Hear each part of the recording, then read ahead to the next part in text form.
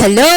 Lahat ba nakapagmangga at bagoong na? Kung hindi pa, abay tara na dito sa amin at manguha tayo ng mangga. O diba, dami kong energy. At dito nga tayo mangunguha ng mangga. At bibilisan ko na nga at baka maabutan pa tayo ng kapitbahay. Diyos ko. Ayan, sige pa, sungkit pa inday. At eto na yung mga nasungkit natin. Tara. Naku naman, bago pa nga tayo makapagbalat, nagising na tong bulinggit na to. Natutuwa ako sa variety ng manggang to kasi kahit maliit pa lang siya, pwede na siyang kainin. Hindi siya yung ganun ka-asim. Hindi rin naman siya ganun katamis. At eto na siya.